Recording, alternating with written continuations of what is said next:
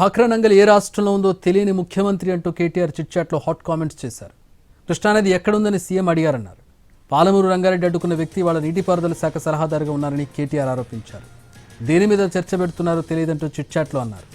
నీటిపారుదల శాఖపై కనీస అవగాహన లేని వారంతా కేసీఆర్ చర్చకు రావాలని అంటున్నారని, తీరా కేసీఆర్ వస్తున్నారని కాంగ్రెస్ వాళ్ళు ప్రిపేర్ అవుతున్నారని కేటీఆర్ చెప్పుకొచ్చారు. బూతులు మాట్లాడాలంటే ఎన్ని రోజులైనా చర్చ పెడతారని, సభలో సబ్జెక్ట్ లేనప్పుడు ఎన్ని రోజులు నడుపుతారని కేటీఆర్ ప్రశ్నించారు. చెక్ డ్యాం పేల్చివేత వెనుక రాఘవ కన్స్ట్రక్షన్ హస్తం ఉందని ఆరోపించారు. ఆనాడు మేడిగడ్డ పేల్చారని ఫిర్యాదు ఎందుకు విచారణ చేపట్టడం లేదని అడిగారు.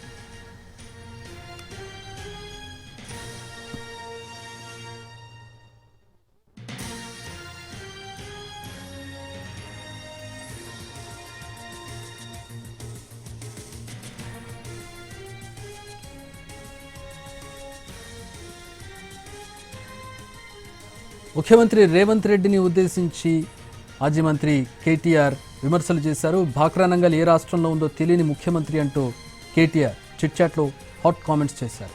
కృష్ణానది ఎక్కడ ఉందని సీఎం అడిగారన్నారు. పాలమూరు రంగారెడ్డి అడ్డుకున్న వ్యక్తి వాళ్ళ నీటిపారుదల శాఖ సలహాదారుగా ఉన్నారని కేటీఆర్ ఆరోపించారు.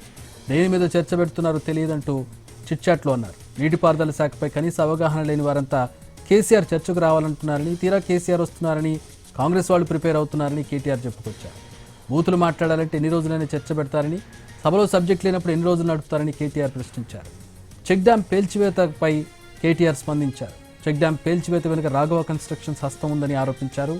ఆనాడు మేడిగడ్డ పేల్చారని ఫిర్యాదు చేస్తే ఎందుకు విచారణ చేపట్టడం లేదని అడిగారు.